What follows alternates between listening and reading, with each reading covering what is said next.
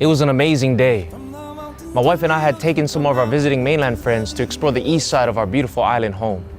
We started our morning at the beach, whale watching and swimming, and we ended our day with a spectacular mountain hike up the Pali. We stopped and got shave ice along the way.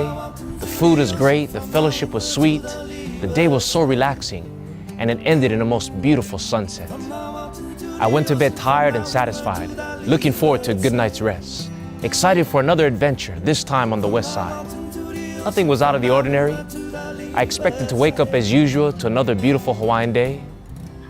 I had no idea what was coming.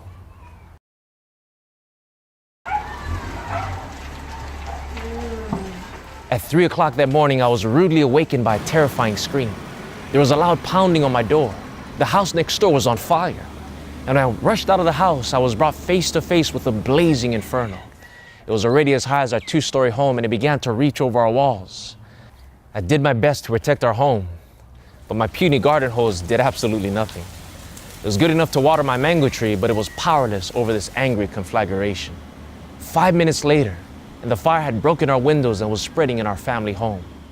The home that my beloved grandfather built from the foundation up with his own hands. Had we slept just 5 minutes longer, perhaps I wouldn't be here to tell the story. I didn't have any time to gather any of my possessions. I only had time to wake up my wife, throw on a shirt, and get out. And thank God we all got out. It was a crazy experience.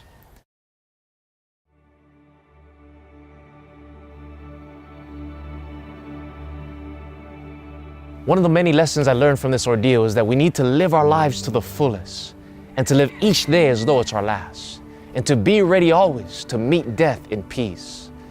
I've also learned that time flies in a crisis hour. You see, just as I only had a few moments to escape the fiery destruction of our home, so too we in this world only have a little bit of time to prepare for the final destruction of planet Earth. The Bible says that the world is passing away and the lust of it, but he that does God's will abide forever. But unfortunately, many are indifferent to the crisis hour we're in. Many are sleeping in carnal security, thinking that they're going to wake up to business as usual. Many are indifferent to the signs of alarm going off all around us. Economic instability, political corruption, moral decay, international unrest, terrorism, and natural disasters increasing in intensity and frequency. All of these are signs that the end is very near. And in these final moments of this earth's history, Jesus is pounding at the door of our hearts.